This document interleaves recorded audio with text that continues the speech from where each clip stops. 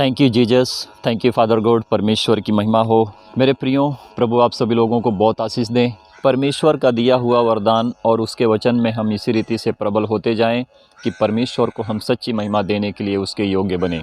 तो मेरे प्रियो, अगर आपका विश्वास परमेश्वर के वचन पर है तो बहुत आप धन्य हैं कि जो परमेश्वर को आप जानते हैं और उसको सच्ची महिमा देते हैं, क्योंकि परमेश्वर का मार्ग ऐसा है, वही अनंत जीवन है और वही सच्चाई है।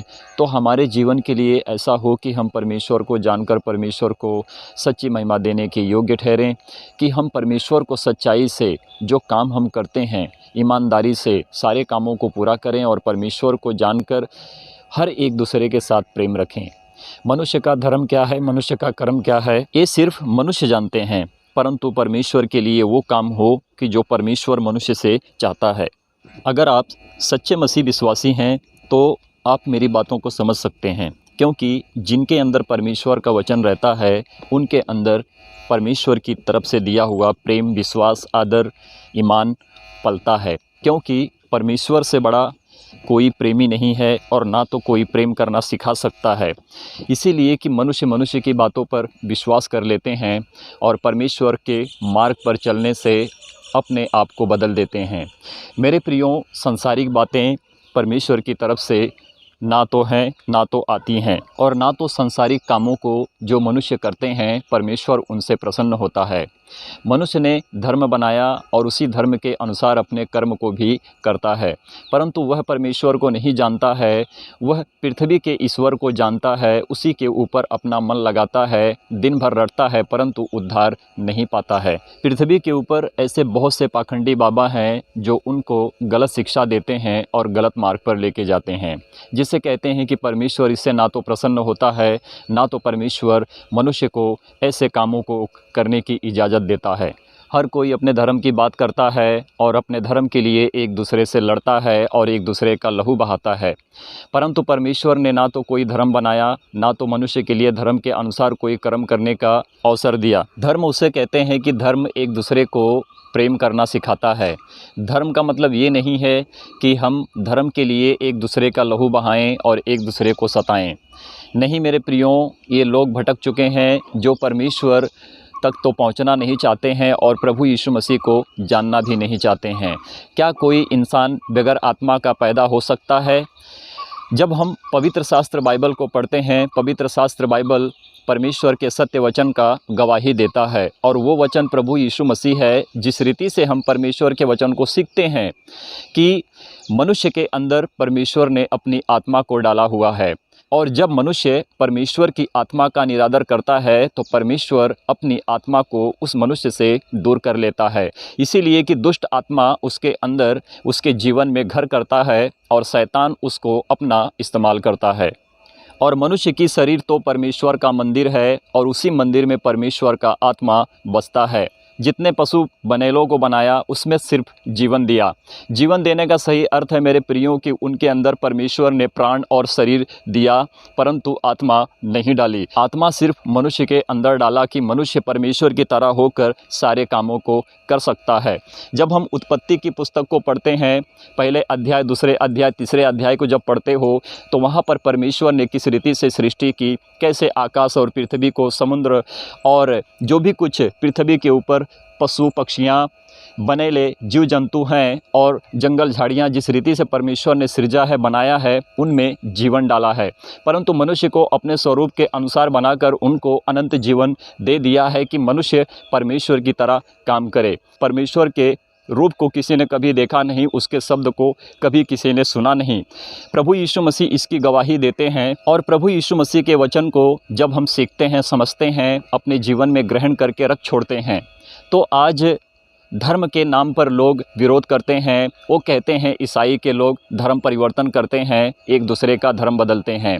तो मेरे प्रियो, आप नज़र डालो, क्या धर्म बदलने से हमारा भला हो सकता है या हम किसी का भला कर सकते हैं? मेरे प्रियो, परमेश्वर के स्वर्गीय राज्य में पृथ्वी के ऊपर मनुष्य के लिए कोई धर्म नहीं है। इसीलिए कि जो आपका धर्म है, आपका कर्म है, उस कर्म को आप जानते हो, परंतु परमेश्वर क्या चाहता है परमेश्वर स्वर्गीय राज्य के विषय में जो सुसमाचार हमारे लिए परमेश्वर प्रभु यीशु मसीह ने हमारे लिए सारे कार्य को पूरा कर दिया है शुरू से लेकर आज तक। जबकि 2022 साल पहले प्रभु यीशु मसीह इस पृथ्वी के ऊपर देह धारण हुए थे, तब से अंतिम दिन शुरू हो गया, परंतु किसी का अभी तक अंत नहीं हुआ है। सब कुछ परमेश्वर की प्रेरणा से चल रहा है, कि जिसे कहते हैं कि परमेश्वर ने अभी तक अपने क्रोध को इस पृथ्वी के ऊपर दिखाया नहीं है। जब दिखाएगा, जिसे कहते हैं ना कि जब आप कोई एक मूवी देखते हो, तो जब मूवी देखते हो तो इंटरवल होता है, इंटरवल से पहले आपके लिए ट्रेलर होता है। ट्रेलर देखने के बाद जब तुम पूरी मूवी देखते हो, मूवी देखने के बाद फिर वो मूवी एंड भी होती है, इसीलिए होती है कि उसके बाद और कुछ आपको नहीं मिलेगा। तो मेरे प्रियो, इसी रीति से जैसे परमेश्वर ने इस सृष्टि को सिरजा और रचा और बनाया है, तो इस पृथ्वी का भी अंत है, सब कुछ का अंत है, मनुष्य का भी अंत है। इसीलिए परमेश्वर के स्वर्गीय राज्य का मनुष्य जो परमेश्वर के ज्ञान को पाए हैं, वो सुसमाचार और प्रचार करते हैं। और इसी बात पर लोगों ने विरोध किया कि ईसाई के लोग धर्म परिवर्तन करते हैं। मैंने तो ईसाई धर्म का कोई धर्म का नाम नहीं सुना था। ईसाई जो उसे कहते हैं कि जो परमेश्वर के वचन को सुनाते हैं, विश्वास करते हैं, बिलीवर वो होते हैं जिसको कहते हैं ईसाई के लोग। ईसाई कोई धर्म नहीं है। हाँ, मैंने क्रिश्चियन धर्म को सुना था, हिंदू धर्म को सुना था, इस्लाम धर्म को सुना था। इस पृथ्वी के ऊपर बहुत सारे धर्म हैं, परंतु परमेश्वर के लिए उनका कोई कर्म नहीं है कि वो कर सकते हैं। किसी राज्य में, किसी जाति में जब लोग, परमेश्वर के सच्चे लोग जब जाकर प्रचार करते हैं, सुसमाचार को सुनाते हैं, तो उनके ऊपर आरोप लगाते हैं, ये तो धर्म बदलते हैं, धर्म परिवर्तन करवाते हैं, हमारा हिंदू धर्म कमज़ोर पड़ रहा है। आपका हिंदू धर्म कमज़ोर कैसे पड़ रहा है? लोग कैसे प्रभु यीशु मसीह को जानकर परमेश्वर के स्वर्गीय राज्य में प्रवेश कर रहे हैं? इस बात को जानो, सीखो, क्योंकि प्रेम सबसे बड़ा होता है और प्रेम से बढ़कर कोई आज्ञा नहीं है। इसके विषय में प्रभु यीशु मसीह ने हमें सही मायने में समझाया है और हमें सत्य की बातें बताई है। और इसी विषय में लोगों को भरमाकर हमें गलत शिक्षाओं में, गलत मार्ग पे लेके जाते हैं। ये अंग्रेज के लोग हैं, अंग्रेज की शिक्षाओं को पा लिए हैं। आप मूर्ख हो, या फिर वो मूर्ख हैं, या फिर मैं मूर्ख हूँ कि जब मैं बदल गया, अपने जीवन को परमेश्वर को दे दिया, तो मैंने सच्चाई को जाना कि सत्य मायने में एक ही परमेश्वर है, जो इस दुनिया को, सृष्टि को रचने वाला, इस जगत को पालने वाला एक ही क्रिएटर परमेश्वर है, जिसने सारी सृष्टि को बनाया है।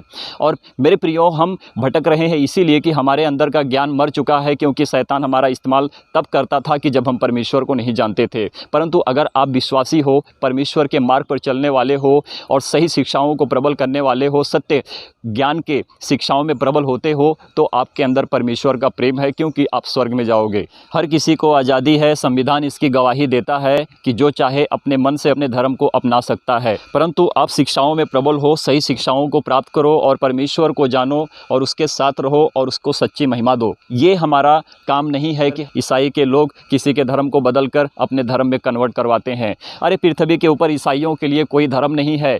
परमेश्वर के राज्य में प्रवेश करना होता है और परमेश्वर के लिए सच्चे और अच्छे बनकर परमेश्वर को सच्ची महिमा देना पड़ता है। क्योंकि इस संसार के कामों को, बेविचार, पाप, जो निंदा होते हैं, जो लोग अपने आप को ऊंचा करते हैं और दूसरों को छोटा नीचा करते हैं, ऐसे ये परमेश्वर के राज्य में नहीं चलता है। आप किसी धर्म, कौम, कल्चर से क्यों ना हो, परंतु जब आप परमेश्वर के पास आते हो तो आपका धर्म, आपका कर्म आपके पास रहता है, परंतु जो परमेश्वर की शिक्षा आपके अंदर पलती है, आप उसके मार्ग पर चलते हो, क्योंकि आप अपने जीवन को बदलते हो। आपका कोई धर्म बदला नहीं जाता है। जब हम यजुर्वेद की पुस्तक को पढ़ते हैं, अध्याय 32:3, यहाँ पर लिखा है कि ईश्वर का कोई रूप नहीं है, ना तो उसका कोई चित्र है।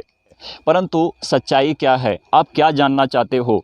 यजुर्वेद की पुस्तक, जैसे मैंने अभी पढ़ा, वहाँ पर लिखा है वो अंतरिक्ष है, वो किसी को दिखाई नहीं देता है, उसका ना तो कोई चित्र है, ना तो उसकी कोई मूर्ति है।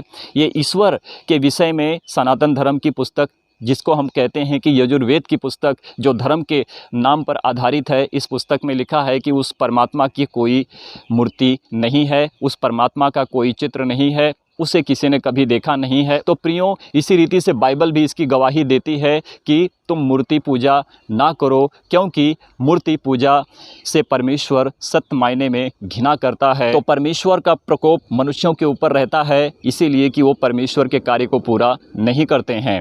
जो अपने धर्म के काम को करता है, वो अपने उसी रीति से अपने कर्म को भी करता है, परंतु उससे परमेश्वर कभी प्रसन्न नहीं होता है। जब हम पुराने नियम निर्गमन की पुस्तक को पढ़ते हैं, अध्याय 20 वचन 3 से 5 तक में ये बातें लिखी है। देखिए क्या लिखा है। परमेश्वर ने मूसा से बात की, तू मुझे छोड़ किसी को ईश्वर करके ना मानना, तू मिट्टी से खुदी हुई मूर्ति ना बनाना और ना तो किसी की प्रतिमा बनाना। कहने का मतलब है कि परमेश्वर ने कहा मूसा से कि ना तो तू मिट्टी खोदकर किसी मूर्ति को बनाना और ना तो किसी के चित्रकला को करना, और मुझे छोड़ तू किसी को ईश्वर करके ना मानना, क्योंकि मैं तेरा परमेश्वर, जलन रखने वाला तेरा परमेश्वर हूँ। तो मेरे प्रियो, परमेश्वर ने हमें शब्दों में हिष्ट पुष्ट बातें बताई है, अपने वचन को हमारे लिए दिया है। तो हमें किसी भी मूर्ति पर विश्वास करने की ज़रूरत नहीं है। मूर्ति में परमेश्वर नहीं आता है। परमेश्वर जीवता जागता है और जिंदा शरीर में प्रवेश करता है, कि जो मनुष्य की शरीर परमेश्वर का मंदिर है। और जो कोई कहता है कि आत्मा नहीं होता है, तो मेरे हिसाब से मेरे प्रियो वो मनुष्य जानवर है, क्योंकि परमेश्वर ने जानवर को जब बनाया, जीव जंतुओं को बनाया, तो उनको शरीर और उनके अंदर प्राण डाला हुआ है। और मनुष्य के अंदर परमेश्वर ने शरीर और प्राण और आत्मा डाला हुआ है। इस बात पर आप गौर रखें कि मैं क्या बोल रहा हूँ और कहाँ से पढ़ रहा हूँ। अगर आपके पास बाइबल है तो कृपया करके आप निकालें और सच्चाई को जानें और सत्य की बातों को सीखें और अपने मन को बदलें। सच्चाई ये है कि तुम प्रभु यीशु मसीह के पास आकर परमेश्वर को सच्ची महिमा दो, कि तुम स्वर्ग में जाने के लिए अपने आप को खड़ा कर सको। आपका धर्म आपके पास हो, परंतु आपका धर्म किसी का भी उद्धार नहीं कर सकता है और ना तो आप उद्धार पा सकते हो। और इसी रीति से प्रभु यीशु मसीह के विषय में बातें उठती हैं, वो तो मनुष्य था, वो कैसे परमेश्वर हो सकता है, कैसे ईश्वर का कोई पुत्र हो सकता है। तो प्रियो, प्रभु यीशु मसीह परमेश्वर है। वो पुत्र इसलिए है कि पृथ्वी की जो शरीर होती है, छोटी होती है, वो परमेश्वर का पुत्र कहलाती है। परंतु वही पुत्र मनुष्य में हुआ और परमेश्वर उसी मनुष्य में प्रवेश किया। जिस रीति से हम पढ़ते हैं पवित्र शास्त्र बाइबल को, प्रभु यीशु मसीह ने कहा, जब यहूदी शास्त्री फरीसी जब वहाँ पर प्रभु यीशु मसीह से कहने लगे कि तू इस मंदिर को ढा देने की बात करता है, इस मंदिर को बनाने में हमने 46 वर्ष लगा दिए। तो मनुष्य इस पृथ्वी की वस्तुओं की बात करता है, इस पृथ्वी के धन की बात करता है, परंतु प्रभु यीशु मसीह ने जीते जागते स्वयं में कहा कि मैं अपने शरीर के विषय में कह रहा हूँ कि इसी रीति से प्रभु यीशु मसीह की शरीर को ढाहा गया, यानी कि मारा गया, प्रभु यीशु मसीह को सताया गया। और प्रभु यीशु मसीह ने कहा कि तुम इस मंदिर को ढा दो, मैं इसको 3 दिन में खड़ा कर दूंगा।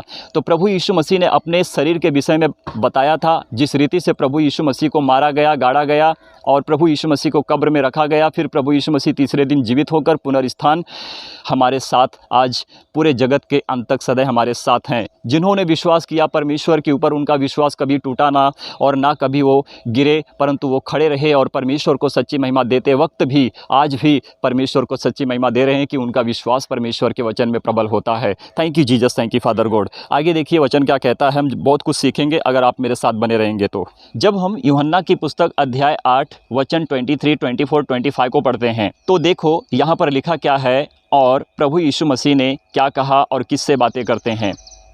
उसने उनसे कहा, तुम नीचे के हो, मैं ऊपर का हूँ।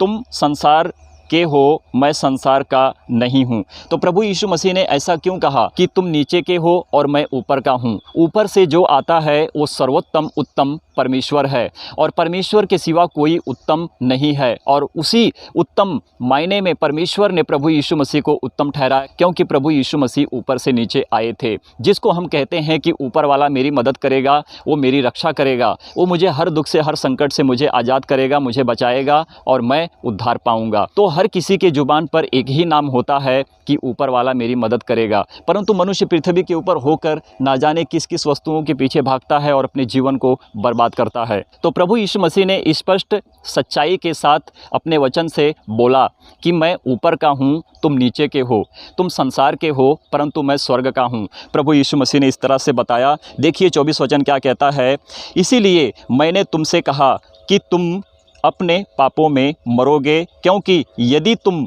विश्वास ना करोगे कि मैं वही हूँ तो तुम अपने पापों में मरोगे। अगर कोई भी हो, कोई भी मनुष्य हो, किसी भी धर्म जाति का हो, अगर वो प्रभु यीशु मसीह को नहीं मान रहा है, नहीं जान रहा है, उसके मार्ग पर नहीं चल रहा है, तो मेरे प्रियो आपको जानने की, मानने की ज़रूरत है। क्योंकि जो कोई प्रभु यीशु मसीह को नहीं जानेगा, नहीं मानेगा, वो अपने पाप में जिएगा और पाप में मरेगा। एक बात याद रखना। और इसके बाद देखो क्या लिखा है, 25 वचन देखो क्या कहता है। उन्होंने उससे कहा, किसने कहा? यहूदी शास्त्री फरीसी जो थे वहाँ पर थे, प्रभु के वचन को सुन रहे थे और उनके ऊपर आरोप लगा रहे थे कि ये हमारे लिए क्या कोई चमत्कार कर सकता है। देखो, उन्होंने उससे कहा, तू कौन है? तो प्रभु यीशु मसीह से यहूदी शास्त्री जो थे वो कहने लगे कि तू कौन है?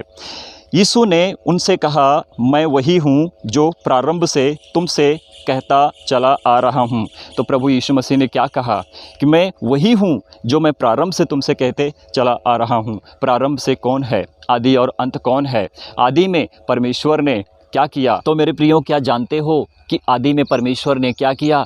आदि में परमेश्वर ने उत्पत्ति की, मनुष्यों की और सभी जीव जंतुओं की सृष्टि की, और सारे कामों को परमेश्वर ने अपने रीति से सारे कामों को करके दिखाया।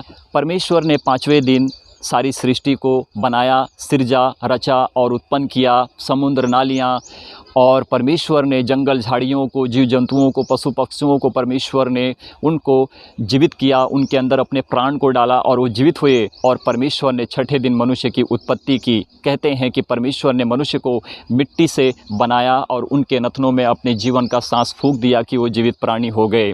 तो मेरे प्रियो, ये प्रारंभ से परमेश्वर है जो तुमसे और हमसे और सबसे, हमारे बाप दादाओं से कहते चला आ रहा है कि तुम मुझे जानो, तुम मुझे जानो, तुम मुझे जानो, और मुझे छोड़ और कोई दूसरा परमेश्वर नहीं है। परंतु मनुष्य कहाँ पर समझेंगे? आप कहोगे कैसे? मैं इस बात का भी खुलासा करूंगा अगर आप मेरे साथ अंत तक बने रहेंगे। जब हम यूहन्ना की पुस्तक अध्याय 17 वचन 3, 4, 5 को पढ़ते हैं, देखिए तीसरा वचन क्या कहता है। और अनंत जीवन यह है कि वे तुझ एकमात्र सच्चे परमेश्वर को और यीशु मसीह को जाने, जिसे तूने भेजा है, जाने। तो क्या आप इस बात को समझ रहे हो कि प्रभु यीशु मसीह क्या कहते हैं?